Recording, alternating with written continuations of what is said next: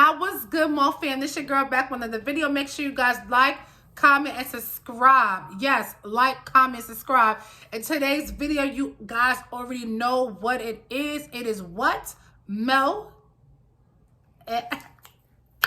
speaks. Yes, this is me, Mel. I'm speaking today. I have not seen you guys in almost 2 weeks. I posted the second week of April, and I just needed some time. To be honest, I just needed some time to collect my thoughts. I just actually got off a vacation 2 weeks ago. And you know, when you get off a vacation, you just still like trying to get back into a routine. So I said, you know what? When I do come back and I do speak to y'all, it's going to be fire.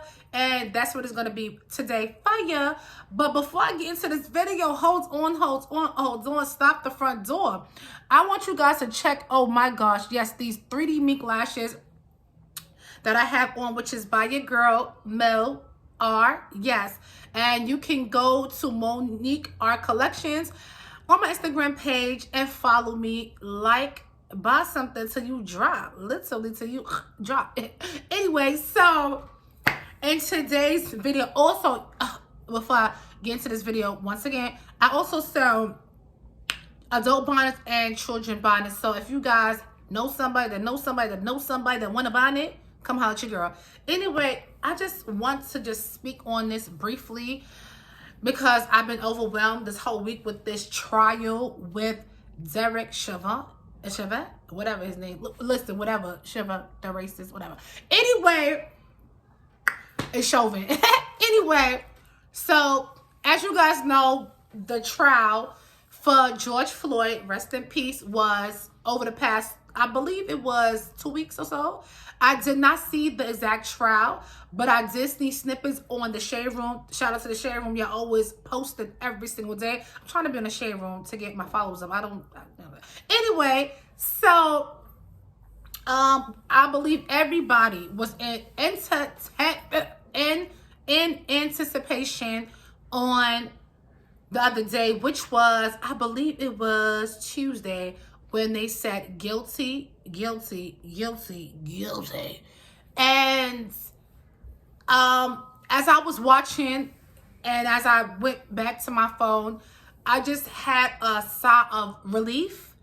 And I just was like, thank you, Jesus. I wasn't crying. I had a lot of mixed emotions because I thought, truthfully, I did believe that, let me fix my camera. I did believe that things was going to go in his favor just because how, you know, let's be real. Let's talk. This is Mo Speak. So let's be real. You know, 9 to 10 times when police, you know, shoot African Americans, and yeah, when they shoot us, yes, and we don't threat, you know, you shoot us, they don't face the consequences that they deserve. And so as I was watching, you know, everybody was on my timeline, crying, posting their sorrows, just posting what a great day for us as African Americans to have, and just to really feel like we are moving in a better direction, right? So as I sat down, I just was on my phone, Shade Room, celebrities posting. I even sent snippets of the trial, verdict to my sister and to my brother and to my husband, and it was so funny because everybody was saying yes. Everybody was saying yes, and that's all I wanted to hear was a yes. And I really took me back to a place in, like I said, in our lives that oftentimes we see these crimes and we see these officers kill an innocent Black person, and you know, there is never, I felt like, you know, what a great day for us as African Americans. And as I continue to reach out to people via Instagram just to show them, yes, I just was brought back to a reality that, yes, this is one cop that got, that got the book thrown at him. That's what we like to say. But what about all the other officers that killed so many innocent black men and women? And we could go back from Sandra Bland and Breonna Taylor and Tamir Rice. Like, what about all of these other officers that have not been brought to justice? And it's so scary sometimes to be African American because of the simple fact that you just never know. And even, that young boy Dante, most recently with the officer Kim Porter, saying that she allegedly shot him. She thought it was her taser. And, we see these reoccurring things in our communities, and we see these stuff constantly happening. And I just like, when will this stop? It does not take a rocket scientist to know that this is racism. It is you can say, well, I thought I was being attacked. How? Was the guy doing anything to you? Like, we got to stop making these false narratives in our own minds about a situation. And so, like I said, what about all the other officers and all the other families that are still in mourning for the loss of their loved one that was killed by an officer? And when we think of police, we know why police officers was put over us to govern, and they back in the day why they was to protect. And now it seems like generation after generation after generation, it's not getting any better. I was speaking to, one of my son's teachers yesterday. She was saying, what, I believe that you should watch this thing on Amazon. It's called Them. And I'm going to put everything in the description bio. And I said, Them, what is that? She was basically saying everything that's happening now happened back in like the 1500s and on as well too. And it's like, when will this stop? It's like, we know that, everybody said, well, all lives matter. Okay, we're not racist and we're not prejudiced, but our lives matter as well too. And I don't think that these police officers, and not just even police officers, people of another complexion, because again, another incident happened where a sergeant in the military just started to antagonize this African-American young boy in a community in South Carolina, all because he thought that the young boy did not live in that residence. And mind you, it was a gated community. You can see how all of the houses, it's like when you're in the South, some of the houses, they go wrap around. And the young boy was trying to say, I live here. You just moved here. And it was just a whole big commotion. And thank God it was a bystander that was able to record the incident, because like she said, I was listening to her yesterday. She was on the talk show The Real. She was saying the reason why she just wanted him to make it back home safe. And I think that's what the key thing is today, is that as African Americans, our brothers, our fathers, our sisters, our uncles, our godparents, and our mothers, and our sons, and our daughters, when they leave out of the door, we just want them to be safe and just make it back home.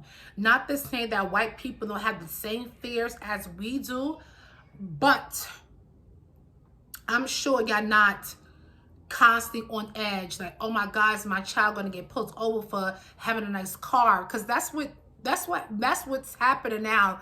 It's like, you cannot live in America or live in society and be black and not have nice things. It's like, the police want to pull us over for every little thing.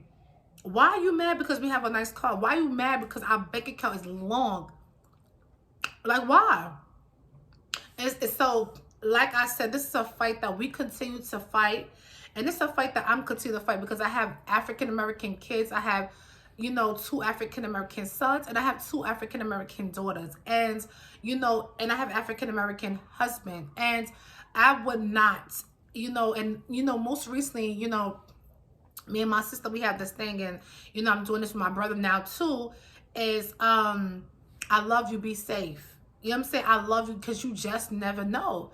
when we heard the verdict, and I was on the phone, and my husband and I, reached out to him, and I called him. He was still at work. I was like, just be careful, just be careful, because you just never know.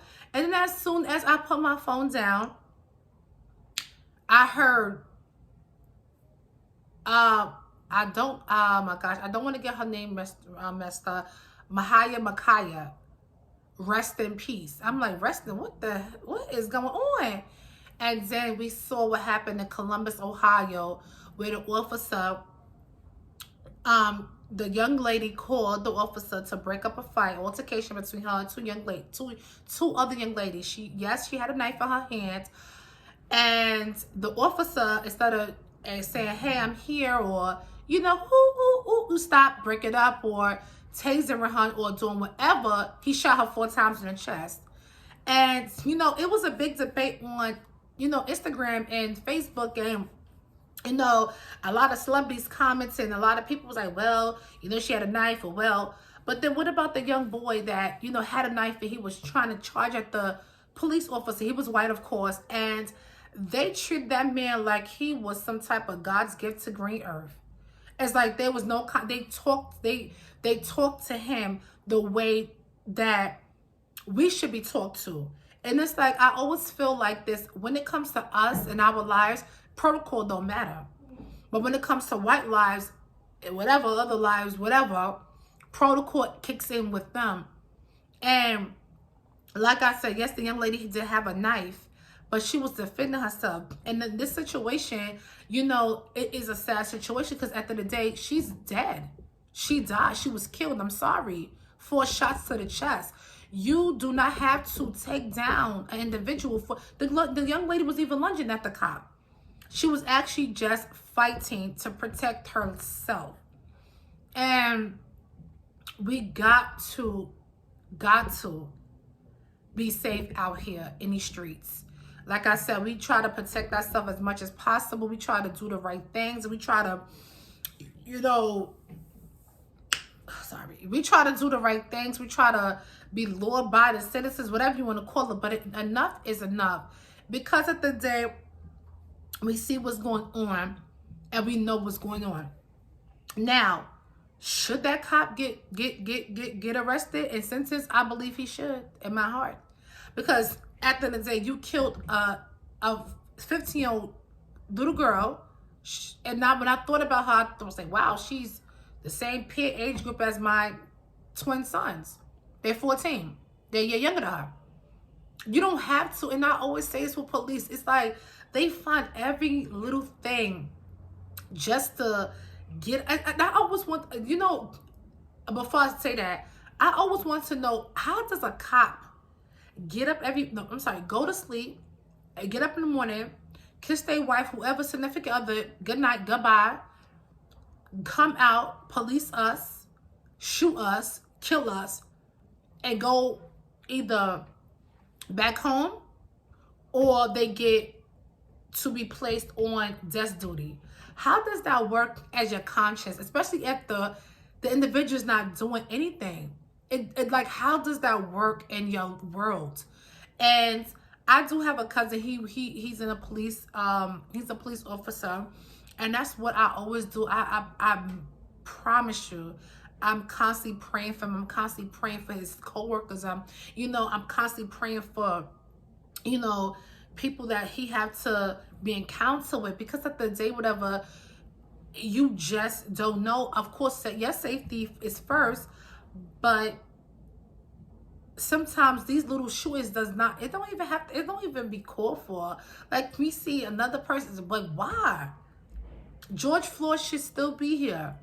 Breonna Taylor should still be here. And that cop that killed Breonna Taylor, one of them got fired. The other one is writing a tell-all book. What you gonna tell? Please tell. I mean, what you gonna tell in the book that we don't already know? What you said on, he was on ABC a couple of months ago, giving his side of the story, and go blame Breonna Taylor's ex-boyfriend for receiving pack. I mean, it's like, you kill us, leave us in the street, leave our family members to mourn, to bury, leave children without mothers and fathers, and y'all just like, it's another day for y'all, right? Yeah. Just go to work and kill a nigga. I'm sorry, excuse my, but and that's how it be. I'm gonna go. Come on, because that's the perception that they are putting out. It's like y'all just love the authority to have to rip a man down, to have to, pull a man over and talk down to him and just belittle him. That really gets y'all off. Okay, wow. A couple other stuff get us off, but that's not what we come on.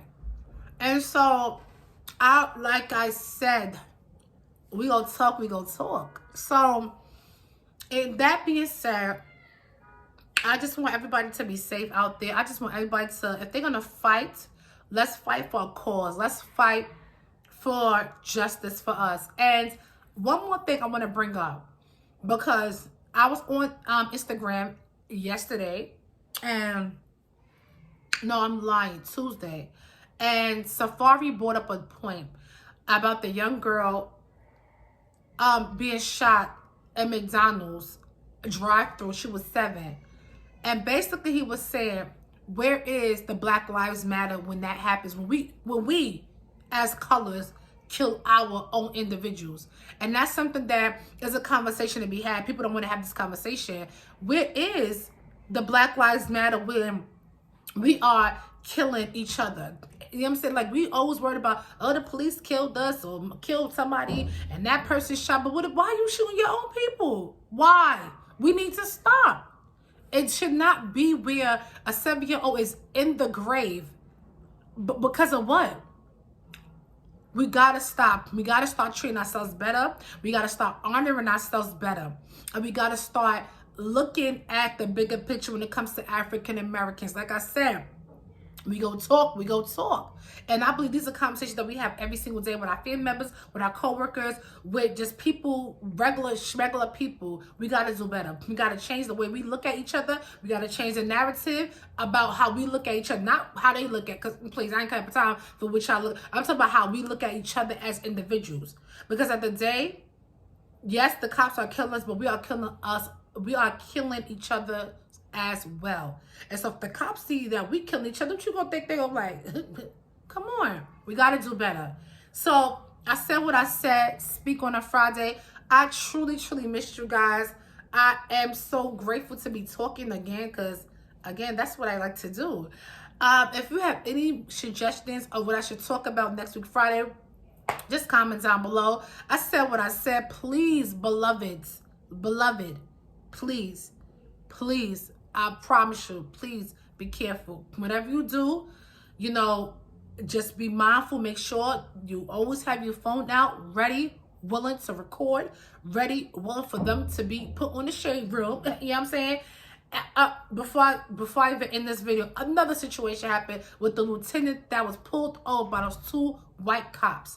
And one of them was a rookie. And one of them wanted to help him, but his partner was so aggressive.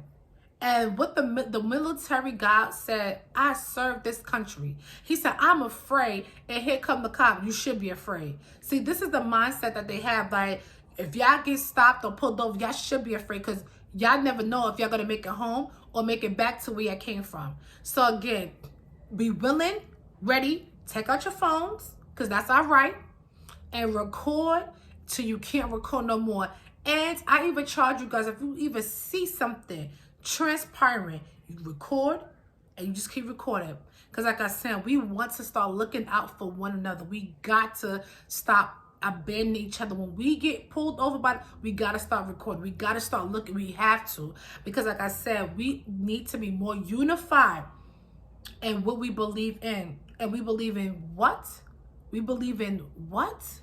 We believe in justice. We believe in the fair opportunity, period. I said what I said. Like, I can't say no more, because I can't stomach it no more. Peace.